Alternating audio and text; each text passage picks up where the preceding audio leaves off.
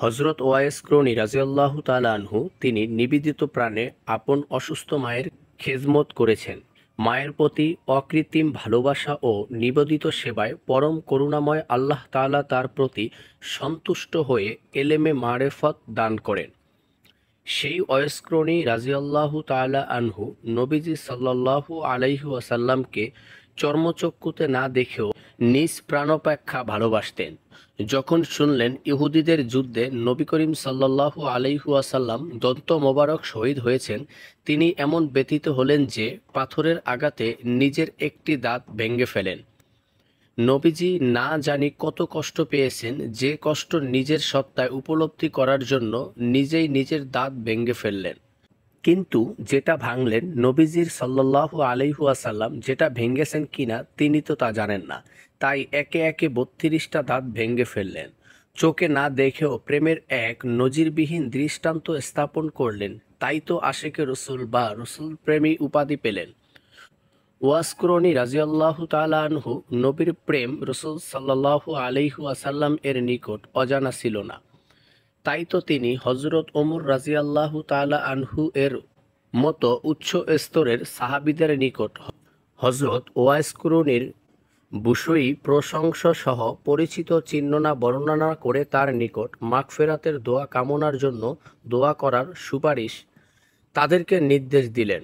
মুসলিম শরীফের হাদিসে তার বর্ণনা দেখুন। ১. ওমর ইবনুল খাত্তাব রাযিয়াল্লাহু তাআলা আনহু থেকে বর্ণিত, তিনি বলেন, আমি রাসূলুল্লাহ সাল্লাল্লাহু আলাইহি ওয়াসাল্লামকে শুনছি যে অবশ্যই তাইয়্যুমগণের মধ্যে সেই ব্যক্তি শ্রেষ্ঠ যে ওয়াইস করণীর নামে পরিচিত। তার একমাত্র মা আছেন এবং তার স্রোত রোগী হয়েছিলেন। তোমরা তার কাছে অনুরোধ করবে যেন সে তোমাদের মাগফিরাতের জন্য দোয়া করে তথা আল্লাহর নিকট ক্ষমার জন্য সুপারিশ করে।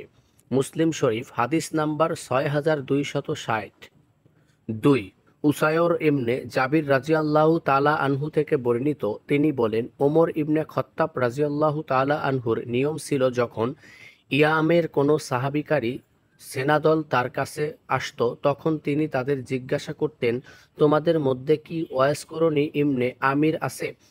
অবশেষে তিনি ওয়াইস করণীকে পান, তখন তিনি বলেন, তুমি কি ওয়াইস ইবনে আমির? তিনি বললেন, হা। তিনি জিজ্ঞাসা করলেন, মুরাদ গোত্রের কারার বংশের? তিনি বললেন, হা। জিজ্ঞাসা করলেন, তোমার মা আছেন? তিনি বললেন, হা। তখন ওমর রাযিয়াল্লাহু তাআলা আনহু বললেন, আমি রাসূলুল্লাহ সাল্লাল্লাহু আলাইহি ওয়াসাল্লামকে বলতে শুনেছি, তিনি বলেছেন, তোমাদের কাছে মুরাদ গ্রন্থের কারান বংশের ওয়াইস ইবনে আমির ইয়ামানের সাহায্যকারী সেনাদলের সঙ্গে আসবে। তার ছিল স্রোতরোগ, পরে তা নিরাময় হয়ে গিয়েছে কেবলমাত্র 1 দিরহাম ব্যতি রেখে। তার মা রয়েছেন, সে তার প্রতি অতি সাধ্য সেবাপরায়ণ। সে এমন ব্যক্তি যে আল্লাহর উপর ভরসা করে কসম করলে আল্লাহ তা পূর্ণ করে দেন।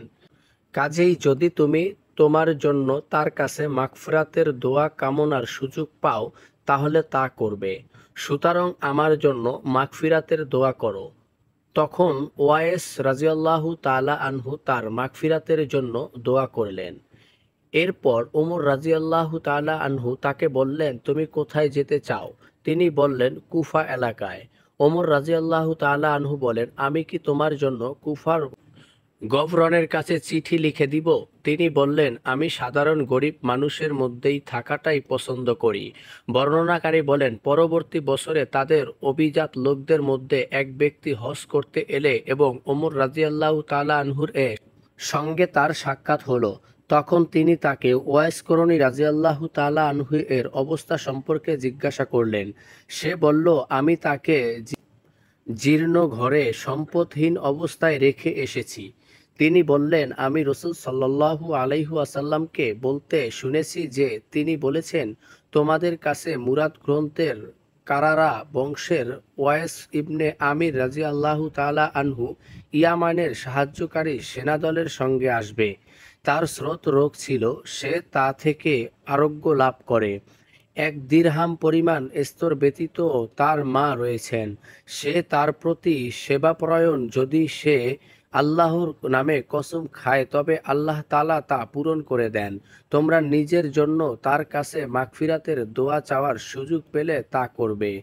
পরে অভিজাত সেই ব্যক্তি ওয়াইস রাদিয়াল্লাহু তাআলা আনহু এর কাছে এলো এবং বলল, আমার জন্য মাগফিরাত এর দোয়া করুন।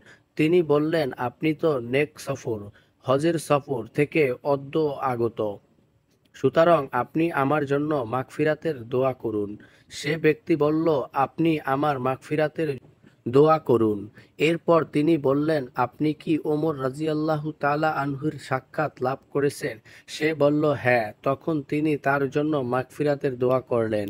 তখন লোকেরা তার মওদা সম্পর্কে অবহিত হলো। তারপর তিনি যেদিকে মুখ সেদিকেই চলতেন, অর্থাৎ নিরুদ্দেশ হয়ে গেলেন। উয়াইসার রাদিয়াল্লাহু তাআলা আনহুর বলেন, আমি তাকে একখানি ডোরাদার চাদর পরিধান রূপে দিয়েছিলাম। এরপর যখন কোনো ব্যক্তি তাকে দেখত তখন বলতো, ওয়াইস রাদিয়াল্লাহু তাআলা আনহু এর ওই চাদরখানি কোথায় গেল? মুসলিম শরীফ হাদিস নাম্বার 6261।